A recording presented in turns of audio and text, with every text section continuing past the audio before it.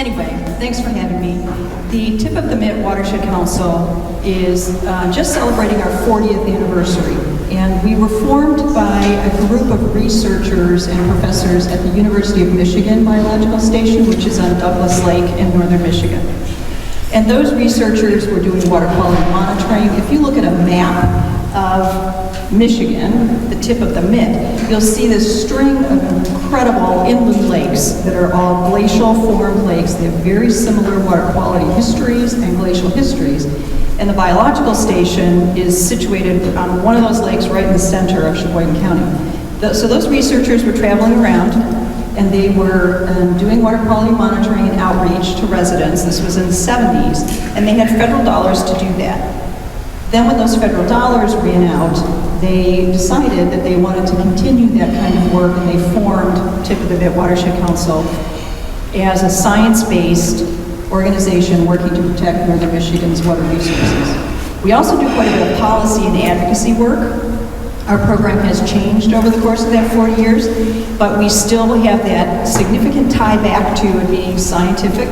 We do water quality monitoring and research ourselves on the inland lakes, but we also partner with others to do that. But we do quite a bit of advocacy and policy work on the local level, the state level, and the federal level. So you will see my staff in Washington, D.C., you'll see them in Lansing, and all across our service area, trying to further improve protections for water resources on a policy level. So we're a bit schizophrenic. A lot of environmental organizations do kind of one or the other. They're either doing the science or they're doing the policy. And we've always, for our 40-year history, done both. Our service area is in the inland lakes in northern Michigan, but we do quite a bit related to Great Lakes, and I'll talk a little bit about some of those in a little bit. We have a staff of 12. I'm the executive director and the staff attorney, and I've been there for 35 years.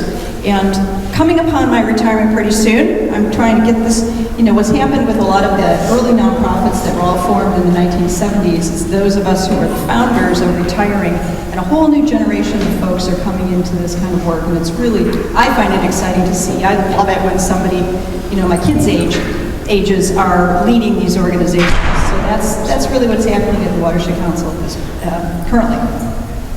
I did put on your table, and it was already mentioned, one of our general brochures, so you can read about who we are and what we do.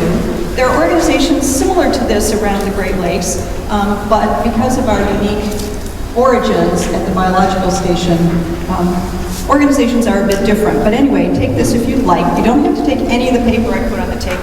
Oh, the battery's coming and going. Here we go.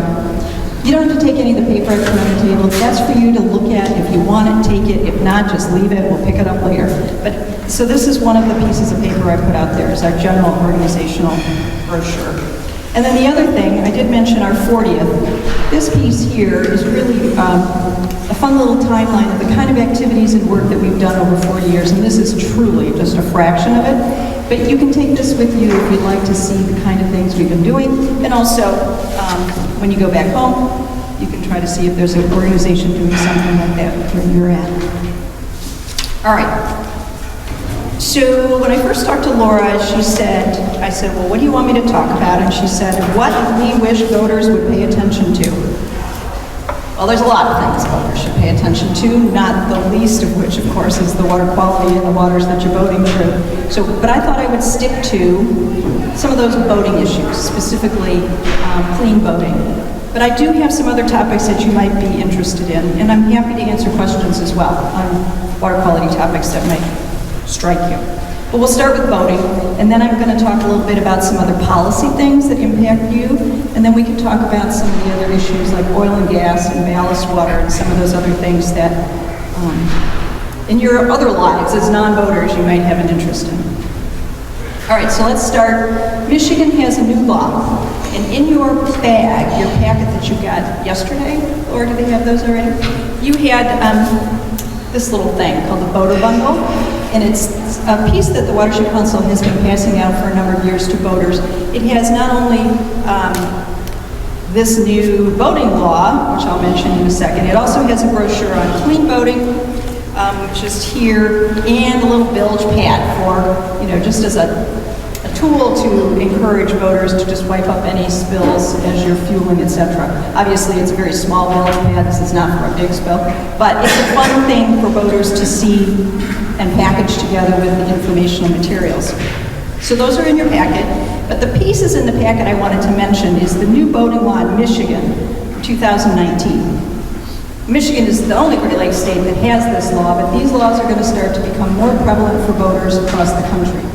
I just canoed the Smith River in Montana, learned how to fly fish, finally, and you drive into the state of Montana and you have to have your boat inspected. And if your boat is carrying any kind of invasive from any other place, where you're coming from, you clean it before you enter the state, which I thought was remarkable. Michigan obviously doesn't do that. None of the other Great Lakes states do that. But Michigan now does have a new law. And I don't know if you had a chance to read this, but basically, you cannot launch or transport watercraft or trailers unless they're free of aquatic organisms. So that means you get the plants off before you move your boat. You can't transport watercraft without removing all drain plugs and draining all water from bilges, ballast tanks, and live wells. And you can't release unused bait into the water.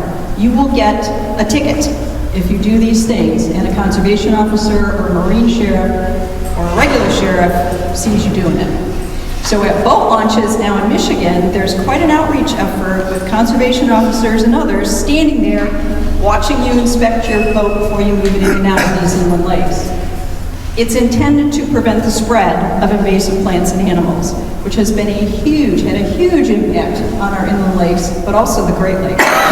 Some of these invasive species will come in at one end of our Great Lakes basin, and you can just watch it and track it moving across the basin through things like bilge water and transporting boats in and out of inland lakes.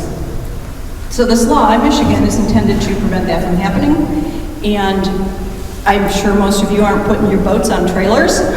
They're a little big for that, but you may have smaller boats that you do trailer around in other places, and this information in Michigan is kind of on the cutting edge of trying to prevent the spread of invasives.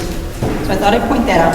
The other thing then about clean boating practices, and we've been working on this, actually Ward Wallstrom from Wallstrom Marine first approached us about cleaning materials for boats. And he has this cute little conference room up top at the old Wallstrom showroom, and he had all these cleaning products lined up for me to look at. And he said, these are the things we should all be using on our boats. Those things over there we should not. And he was leading the charge, even then, on clean boating quite a few years ago, and became what Michigan calls a clean marina.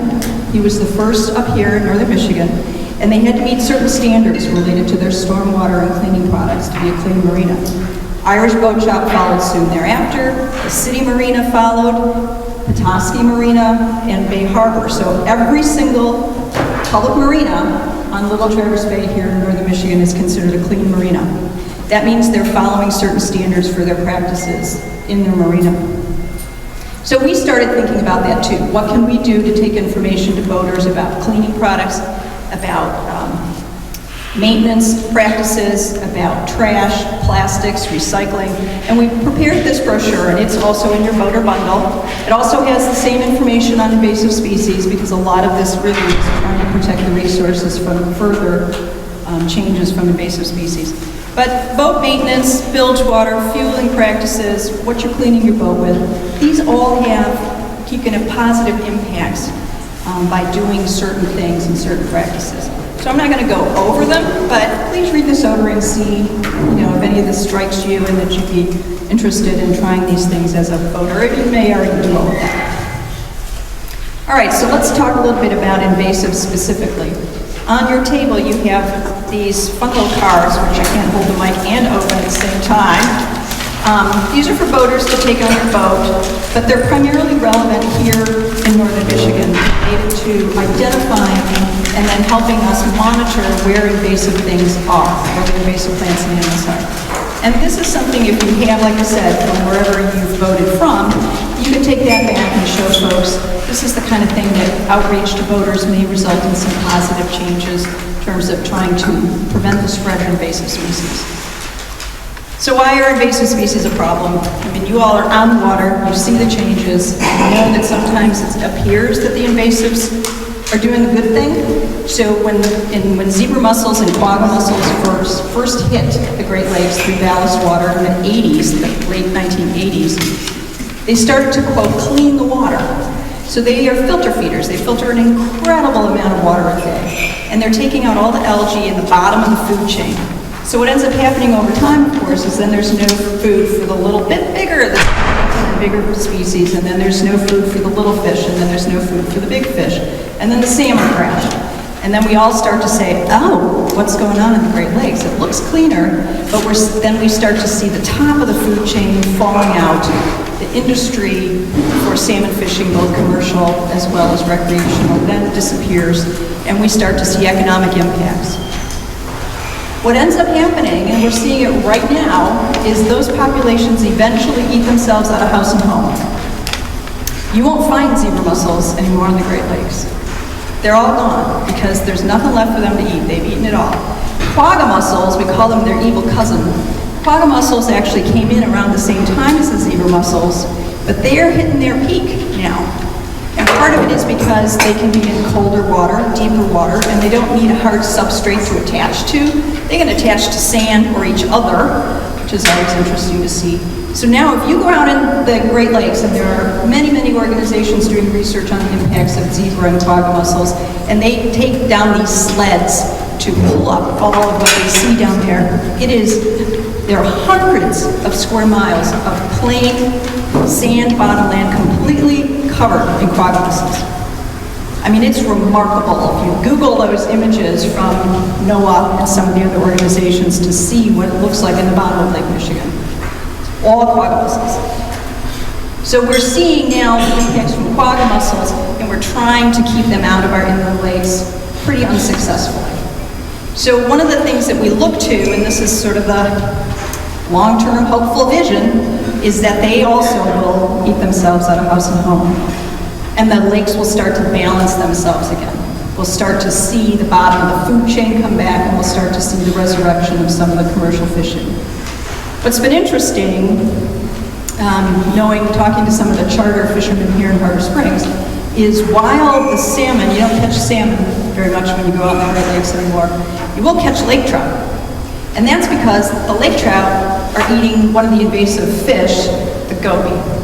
So we've got all of these weird ecological changes that happen from invasive species, some of which, if you like lake trout, which I like, and they taste really good when they're eating the goby, they're actually less fishy than they used to be, we'll find charter fishermen actually pleased with some of the changes that they're seeing.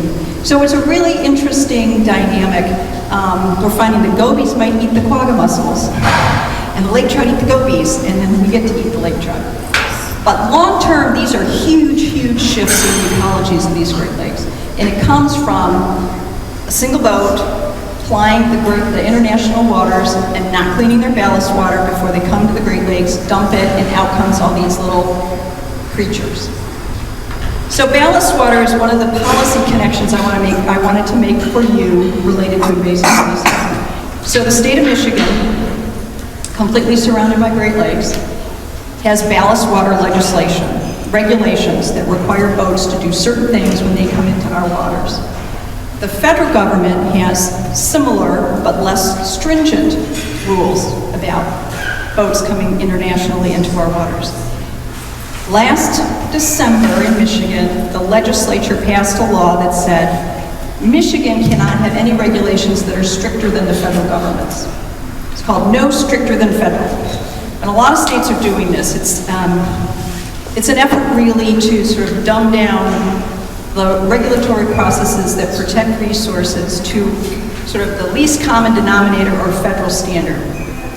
So now Michigan cannot implement its ballast water regulations. They have to do just to the level of the federal government.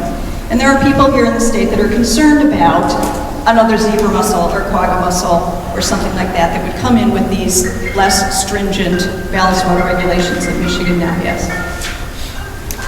So one of the things that I wanted to mention is at one point I asked my staff, I said, well, how many more things are in the Black Sea that are going to come for crying out loud? And there's a lot. So this is, as we merge these global systems together, we will find the Great Lakes looking a whole lot different decade after decade after decade. There are a couple books if you have an interest in sort of the ecological history of the Great Lakes or the geological history of the Great Lakes. It's really a great, fascinating read. And one of the things that, one book from many, many years ago that I really enjoyed at the time was called The Late Great Lakes. And it starts from the fur bearers all the way through zebra and quagga mussels and looks at all the really remarkable, significant ecological changes that have happened in the Great Lakes over those decades. It's really a fascinating read, and you can see these cycles of up and down and up and down. So once again, sort of hopeful optimist in me sees that we will get back to some sort of equilibrium, but it will never be the same. There's no way that these Great Lakes are going to be like the systems that were in place before the fur bearers, the French fur bearers of the 1800s. So that's the connection I wanted to make for you between sort of watching what's happening scientifically, looking at changing behaviors related to individuals and voting practices, and then policy. What do we do on the state and federal level to prevent this from happening again? And then also, this new voting law. I mean, this is an interesting thing that this would happen in Michigan right now. It's kind of surprising based on the seemingly lack of interest on our state legislators' part in really doing anything progressive related to water resources. I was sort of surprised to see this actually pass, and we'll see what kind of impact it has long term. All right, so I did mention the no stricter than federal. The ballast water legislation, we'll see what ends up happening. Maybe it will improve on the federal level, we'll see. So then the other monster invasive that, of course, the Great Lakes is looking to keep out is Asian carp. And I'm sure all of you have seen the pictures of the 6-foot silver Asian carp winding its way up the Mississippi Basin, leaping out of boats and knocking people out, etc. Anyway, that's all very true. And Michigan has been working in coalition with the other Great Lakes governors to push really hard for the Army Corps of Engineers to do something significant to keep the Asian carp from entering the Great Lakes through the Chicago River.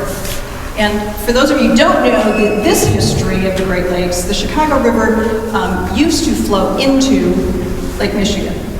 And then because of very significant wastewater issues in the city many moons ago, they diverted it to go the other way, so that Chicago's wastewater went downstream to the Mississippi rather than into the harbor where they're all living. So what ended up happening then is we separated those systems in a very weird way. So that diversion started going south, and then they built quite a large and very significant canal to connect the Great Lakes to the Mississippi. It was never connected before. They're two completely different systems. The Mississippi did not drain to the Great Lakes, and the Great Lakes did not drain to the Mississippi. And it does now. So now we are facing an interchange of invasive species, not just from ballast water, not just from people bringing cobras from wherever and pythons in Florida. We're now seeing a connection between the invasives that end up in the Mississippi and the Great Lakes. And one of those is Asian carp, and they were brought in the south to clean agricultural water ponds. So, those ponds fill up with algae and they become pretty useless to the farmers. So they brought in Asian carp to clean the algae. And then when it would flood, surprise, we all know the Mississippi floods, Asian carp would swim out of the ponds into the river. And they loved it, and they have thrived and moved north from when they were first introduced, all the way basically knocking on the door of Michigan. There are several species, some are bigger than others, some are more prolific than others, but they will find a niche here in the river systems in the Great Lakes. Will we see them swimming around out in the big deep water? I don't know. But will we see them in some of the river systems that are a little similar to the northern Mississippi? Probably. Those will have, who knows what kind of impact. I mean, that's the problem with these invasive issues. You don't know what's going to happen, but you know it's going to change things. And it's hard to say how badly that will change things. So Asian carp is something that the Watershed Council is paying very close attention to. We sit in on meetings with the Army Corps. We work with our senators and our congresspeople to try to get some significant movement and money put into that issue. What we'd like to see is re-separate those basins, which there's a lot of opposition to that idea, but it's put out there. Just cut that canal, shipping that needs to happen from Chicago to the Mississippi, we'll have to find a different way to do it. So there's that out there, and that's a huge policy thing, but based in the science of what we anticipate may happen here in the Great Lakes. All right, so water levels, they're up, surprise, surprise. And we do see impacts from high water related primarily to erosion, and then also some other issues, related to water quality. But typically, it's an erosion issue, and then when the water levels are low, it's an access issue. There are organizations in the state and in the Great Lakes trying to have some controls, some specific controls on Great Lakes water level. That's a real difficult thing, and the Watershed Council's position is the lakes are going to do this. A lot of them are inland lake related, or crawfish and weird plants and this thing called bloody shrimp that takes a bite out of its prey and then leaves it to die. I mean, these things are morbid. There are no controls for a lot of those. So we just try to make sure we're watching where it's going and stop it in its tracks. And this is just the aquatic stuff. I mean, for those of you who are forestry fans, and you look at the forests and how they've changed up here, we have emerald ash borer that's killed all the ash trees. We have beech blight that's now taken, a lot of beech trees out of commission at this point, killed them off. We have things that are starting to kill the hemlock. We had, from days of yore, similar with American elm. We're doing the same thing, species by species, in our forests as well. Those, the Fish and Wildlife, Forest Service and others have really tried to contain by not having you move your firewood and, trying to control those bugs in place. But that one's also quite challenging, the online stuff. Yeah. Do you have concerns about the introduction of foreign species as a control measure, and do you have plans in place when they do end up going viral? Yeah, that used to be we would introduce one thing to fix one thing, and that second thing then becomes even more of a problem. People are onto that and are really, really, really cautious, and there's tons of effort that goes into making sure only sterile or non-reproducing things are being used. And so we're talking, this is why we don't have in place controls, because 10, 20 years later, they're still making sure these things aren't a problem. So I think we're past those days of causing more problem, but you can't get permits to even use this stuff until after a ton of study and making sure that it's safe. But it's a great question. Yep, two up front. Go. I just have to recommend an eminently readable book. It's called The Death and Life of the Great Lakes by Dan Egan. He is a reporter for the Milwaukee Journal-Sentinel that has done amazing research, and he takes different areas of how things have changed, what we can do, what we've done, and so I highly recommend reading it. Again, it's The Death and Life of the Great Lakes by Dan Egan, and it is in paperback and online. And it is a great book. My staff actually interviewed him when he came to Northern Michigan. He spoke at a local bookstore event at the Petoskey Middle School, and we asked him various questions. It is a great book. Yeah. So Gail, I was wondering if you could speak to the actual history of the water quality in the Great Lakes. Is it improving? Is it getting worse? What's happening with it? Okay, so the question, if you didn't hear it, was sort of the history and the trends for water quality in the Great Lakes, if it's getting better or getting worse. Both. So what we're seeing is that we are addressing effluent that comes out of what they call a point source. So, if it's an industry that's got a pipe and that's their wastewater, we've got all kinds of laws in place limiting what that looks like. So the toxins in the Great Lakes are way better shape than we used to be. We still do have what they call areas of concern from sort of the legacy of old stuff that happened that we're trying to clean up. But in terms of the effluent from a point source, much, much, much better. In terms of the ecological changes, we're not seeing improvements there. And that's from things like invasive species, habitat destruction, wetland filling and draining, non-point source pollution, which is sediments and nutrients that comes off the land, sort of in, it's not sheet form. I mean, it ends up in stormwater, usually in the cities. That's the single largest input into the Great Lakes, and we're not seeing improvements there. So on the toxic level, yes. So are the fish safer now? Yes. But on the ecological stance, we still have a long, long, long ways to go. Now, there is something called the Great Lakes Restoration Initiative, which there's about $300 million a year that comes to the Great Lakes to do restoration activities. We've seen some real improvements at those particular places. You have to correct where those erosion sites are, clean up the stormwater, try to limit the amount of habitat destruction and filling, et cetera. And we'll start to see improvements, I think, over time from that. Yeah. We're all reminded every day of today's high water levels, as you mentioned earlier, and maybe worried about what's going to happen in the next few years. I think most of us can also remember 12 or 15 years ago when we were alarmed when it was so low. In your studies and experience, Gail, do you have, is there an ebb and flow time period? And over history, is it like every 20 years when it changes? Or? So the question really is there a time frame to the cycles of water levels in the Great Lakes? That's a good question. If you look at the Army Corps of Engineers website, you've, I'm sure, all seen those reports that show the fun little red lines that go up and down over what is considered average. That does seem to go up and down in a sort of cyclical way over a certain period of time.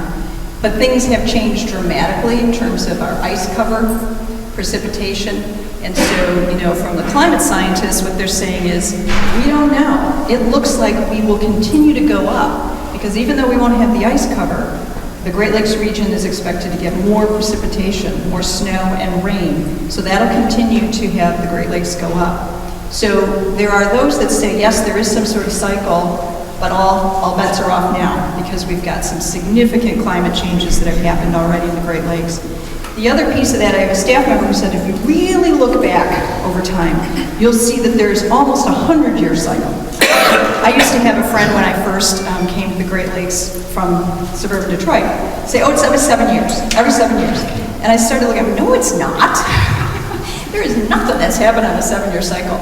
But it does appear that over 100 years, there truly is a cycle. Where we're at in that 100 years is pretty high, but we also have this change, these significant weather changes we're expecting. So the answer is, I don't know. Thank you.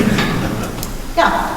You talked about the invasives, obviously the mussels, zebra mussels, and the quaggas. We don't hear anything about the lamprey. Is that gone? Is it attacked or taken away? So sea lamprey used to be, the gruesome, gross thing that latched onto Atlantic salmon that were introduced in the Great Lakes. They are still in the Great Lakes, but they are managed with significant amount of resources from the Fish and Wildlife Service. So there's a lampricide, which is a chemical that kills the lamprey, and there are lamprey weirs, so that most of these river systems, say if you take a dam out of a small river in northern Michigan, you better put up a lamprey weir that prevents the lamprey from swimming up into that stream and reproducing. The Boyne, the Jordan rivers, and some of the other rivers, Fish and Wildlife Service goes out, shocks everything in the water. The fish, not so much that it kills them, but at least they collect then all the lampreys out of there. They're spending a ton of resources over the last 20, 30 years to get rid of the lamprey. They're still there, but they're way under control. You'll still find them periodically on a Great Lakes fish. Those of you who fish a lot in the Great Lakes, every once in a while you'll see a lamprey attached to a lake trout or a salmon or a whitefish in Lake Superior, but nowhere near as many. So that's one of those success stories. There's a difference between eradication and management. They are not eradicated, and good luck eradicating any of these invasives, because how could you? It's a big system. But management, how do you keep it in a controlled situation? And sea lamprey, we've been very successful with that. With a lot, millions and millions of dollars. Yep, way in the back. Are the weirs an effective tool for the Asian carp? No. Asian carp are jumpers. They love to jump. They'll jump right over. And salmon too. Salmon can get over the weirs. That's how the lamprey weirs only keep the lamprey out, is fish can jump. Yeah, wouldn't that be nice? The thing with the Asian carp is, of course, there's so many different species, and there's going to be a different management for each and every one of them. We've kept trying to encourage people to, eat them. Is there some way we can have a commercial enterprise to catch and eat Asian carp? But they're gross. They really are disgusting. And so, they've found that they can turn it into fish food or cat food or whatever. But then there are obstacles, obviously, because of the quantity, and there really isn't much of a market. Yeah. How effective is the electric barrier on the canal? Well, the canal, the electric barrier, things do get through it, and so they're beefing that up. They're currently in the process of adding other layers to the electric barrier that's in the Chicago River and the canal that's supposed to keep the carp out. They're looking at that. They're also looking at other river systems and other canals where they're going to need to add electric barriers. The real issue isn't even, well, it is. The issue certainly is that they're coming up the Chicago River. The secondary issue is they do what they do, which is they get into those little marshes and small ponds, and then we have really high water levels right now, as you all know. And then what happens if those flood and then they escape that way, not through those little channels that need electric barriers. So that's a really big concern as well. Someone who hasn't asked a question, I saw a couple other hands that went up. And then back in a bit, did you have another question? No, okay. Anything else related to all these fun topics? So thanks, for all you do to care about the waters you boat in. I know that boaters you are all on the front line. You see when it's changing, and you obviously care enough to be here to listen to what I have to say about water quality. So look at our website if you have an interest in learning the words, watershedcouncil.org. So it's pretty easy to find. It's on all these materials. And then if you want more information after, you can find me really easily through our website or some of our other staff. And then, of course, Laura can connect back to us too. All right, thank you so much. Have a great day.